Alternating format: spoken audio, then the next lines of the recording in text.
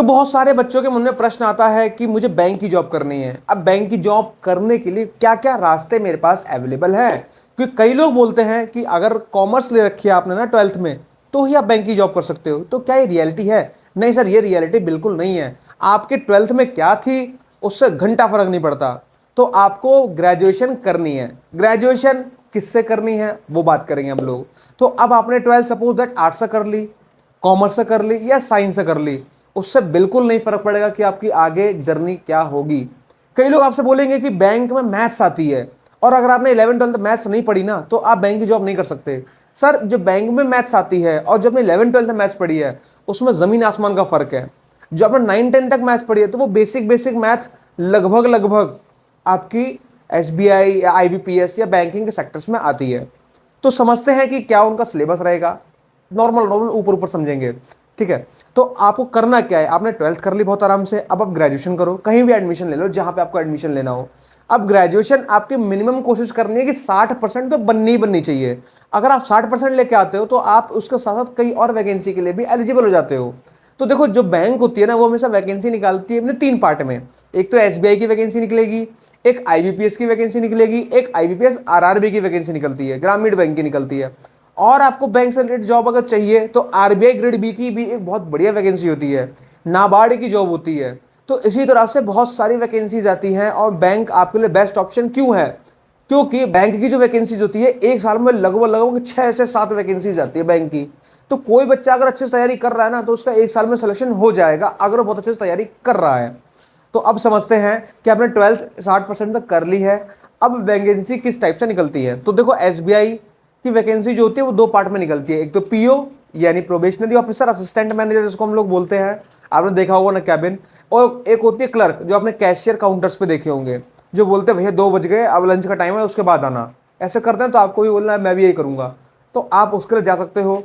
Payment का दोनों का लगभग 2 गुना का अंतर होता है। अगर आप पीओ की सैलरी देखोगे तो लगभग 80 90 हज़ार की बैठती है सैलरी, और वही कैशियर की देखो तो उसकी 40 के आसपास सैलरी बैठ जाती है।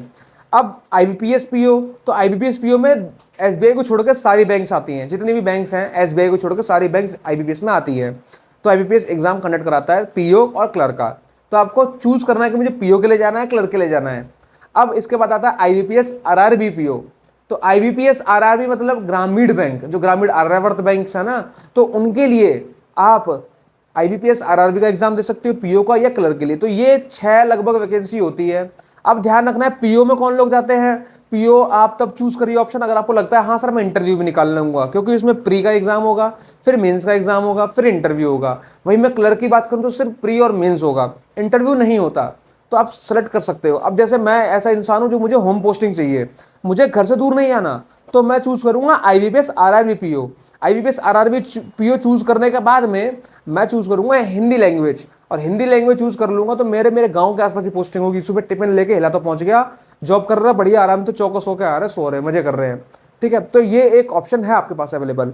अब आप आरबीआई ग्रेड बी की जॉब भी कर सकते हो। अगर आपकी ग्रेजुएशन में 60% है तो आप आरबीआई ग्रेड बी की जॉब भी कर सकते हो, जो कि सबसे बेस्ट जॉब है बैंकिंग सेक्टर में, और उसकी सैलरी बहुत ज्यादा है, और आपका वर्क प्रेशर बिल्कुल डाउन है, कुछ भी वर्क प्रेशर नहीं है। अब आपकी एज का क्या फर्क पड़ता है? हाँ सर, आपकी एज मिनिमम 21 साल होनी चाहिए। कॉमन सेंस तो लगाओ यार, 18 में आपका 12th होगा, अब 3 साल अगर आपकी ग्रेजुएशन हुई है तो 21 साल तो हो ही जाएगी बेसिकली।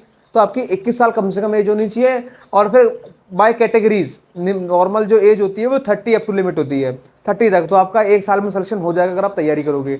बस मैथ्स की प्रैक्टिस बहुत करनी है। अब सिलेबस क्या डिफरेंट है, मैंने बोला ना कि 11th 12th की मैथ्स और इसकी मैथ्स में फर्क होता है। तो सिलेबस क्या डिफरेंट है, देखो जो 11th 12th की मैथ होती है उसमें कैलकुलस होती है पूरी बड़ी बड़ी, इंटीग्रेशन होगी, मैट्रिसेस होती है, डिटर्मिनेंट्स होता है आपका, ठीक है, आपका इनवर्स ट्रिग्नोमेट्री होती है। लेकिन ये सब कुछ भी बैंक्स में नहीं आता। उसमें आपका आएगा time and distance, boat and streams, कि नाव इतने में चल रही है, धारा इतने में है। हिंदी में अगर बात करूं तो पाइप सिस्टम, टंकी नल वाले क्वेश्चन आएंगे, टाइम एंड वर्क्स वाले क्वेश्चन आएंगे, एवरेज लगाने को आएगा, सिंप्लीफिकेशंस आएंगे, डीआई आएगा, रेशियो प्रोपोर्शन आएगा। तो ये टॉपिक होते हैं। अगर आप प्रैक्टिस करोगे, प्रैक्टिस मोर, अगर आपने प्रैक्टिस बहुत अच्छी करी है तो आपका सिलेक्शन होगा। तो अगर आपको इससे रिलेटेड और भी कुछ जानकारी चाहिए ना तो बिल्कुल कमेंट कर देना। Thank you so much for watching this video. Have a nice day and जय हिंद टू ऑल ऑफ यू।